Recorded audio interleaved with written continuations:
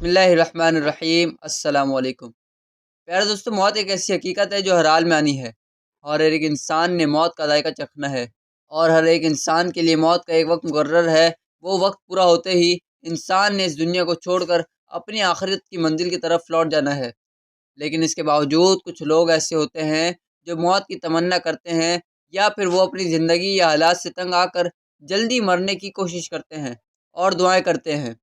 ایسے لوگوں کے بارے میں ہمارے پیارے نبی حضرت محمد مصطفیٰ صلی اللہ تعالیٰ علیہ وسلم نے کیا ارشاد فرمایا، اور کیا کسی انسان کو موت کی تمنا کرنی چاہیے؟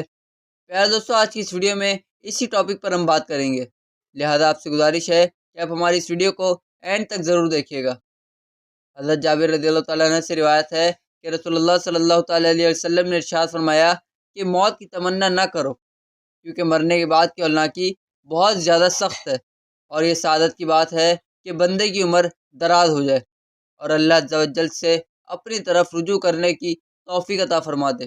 پیارے دوستو، اس حدیث پاک سے پتہ چلتا ہے کہ انسان اپنی زندگی کے اندر چاہے کتنی ہی تکلیفوں میں مبتلا کیوں نہ ہو، اور چاہے اس کی زندگی میں کتنے ہی زیادہ غم نہ ہو، ان سب کے باوجود انسان کو موت کی تمنا نہیں کرنی چاہیے، کیونکہ ہو سکتا ہے کہ انسان اپنی زندگی گناہوں میں گزار رہا ہو، اور پھر کسی دن اللہ تبارک و تعالیٰ کی رحمت اس پر مہربان ہو جائے تو اس کو توبہ کی توفیق عطا فرما دے، اور اس کا خاتمہ ایمان بالخیر ہو جائے۔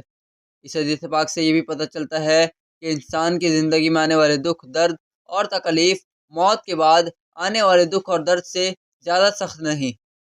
اللہ تبارک و تعالیٰ سے دعا ہے کہ اللہ تبارک و تعالیٰ ہمیں ایمان پر سلامتی عطا فرمائے، اور حضور صلی اللہ تعالیٰ علیہ وسلم کے بتائے ہوئے راستے پر چلنے کی توفیق عطا فرمائے۔ دوستو، امید ہے آپ کو آج کی ویڈیو بھی اچھی لگی ہوگی۔ چینل کو سبسکرائب اور ویڈیو کو لائک کریے گا۔ ملتے ہیں اگلی ویڈیو میں، تب تک کے لیے اللہ حافظ۔